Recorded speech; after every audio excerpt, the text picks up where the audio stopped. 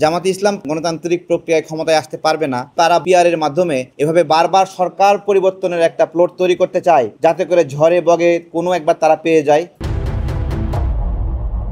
পিআরের যে হিস্ট্রি, যদি আমরা নেপালের কথা বলি, তাহলে দেখেন তাদের 13 বছরে কতবার সরকার পরিবর্তন হয়েছে। তো জামাতে ইসলাম তো গণতান্ত্রিক প্রক্রিয়ায় ক্ষমতায় আসতে পারবে না। তাহলে কি তারা বাংলাদেশে পিআরের মাধ্যমে এভাবে বারবার সরকার পরিবর্তনের একটা প্লট তৈরি করতে চায়, যাতে করে ঝড়ে বগে কোনো একবার তারা পেয়ে যায়? এই বিষয়গুলো আমাদের সামনে আসছে। পাশাপাশি আরও সামনে আসছে জামাতে ইসলামের একজন বক্তা তারেক মনোয়ার সাহেব তিনি বলছেন যে সুযোগ সন্ধানের সিস্টেমে মসজিদগুলো থেকে, মাদ্রাসাগুলো থেকে কওমি হুজুরদেরকে বের করতে হবে।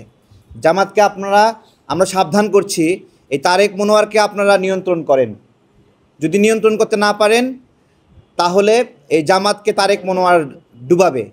আপনারা এই সাহস কিভাবে করেন যে মসজিদ থেকে কওমি হুজুরদেরকে বের করে দেবেন?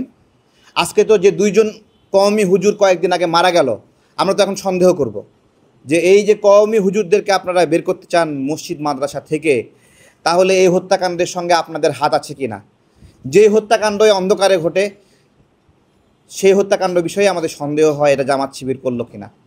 কারণ আপনাদের তো প্রকাশ্যে আসার সাহস নাই। আরেকজন বক্তা আমির হামজা, তার বিষয়ে সোশ্যাল মিডিয়া থেকে আমাদের মনে হয় যে এরকম যে মাফ কইরা দেন ভাই, এরকম একটা পেরেশানি দিচ্ছে দেশের মানুষকে। নানাবিধ মিথ্যা, গুজব, অপতথ্য এগুলো দিয়ে আমাদের মেন্টাল অবস্থাকে উত্তেজিত করছে। মুহসিন হলে আজান হয় কিনা, নামাজ হয় কিনা, আমির হামজা কোনো সময় মুহসিন হলে আসছিল? জিজ্ঞাসা করছি, তাহলে তিনি জানলো কীভাবে? তো এই বিষয়গুলো চলছে আমাদের সোশ্যালি, বিভিন্ন মিথ্যা তথ্য, অপতথ্য চলছে। আর আমাদের যে সমস্যা হয়ে দাঁড়িয়েছে সামনে নির্বাচনের জন্য, বট বাহিনী বিষয়ে। বট এই শব্দটা কই থেকে আসছে? রোবট থেকে বট আসছে, যে মানুষ না, মানুষের সাদৃশ্য, ফেসবুক আইডিওয়ালা, ইউটিউবের আইডিওয়ালা, তারা অটোমেটিক্যালি অটো জেনারেটেড বিভিন্ন কমেন্ট করবে, লাইক করবে, শেয়ার করবে। এটা চায়না সহ বিভিন্ন দেশে বিভিন্ন রাজনৈতিক এজেন্ডা তৈরি করার জন্য, বিভিন্ন ব্যবসায়িক এজেন্ডা নিয়ে নকল জনমত তৈরি করার জন্য তারা এটা ব্যবহার করত। আজকে জামাত খুব শক্তিমত্তার সাথে এই বটটা ব্যবহার করছে।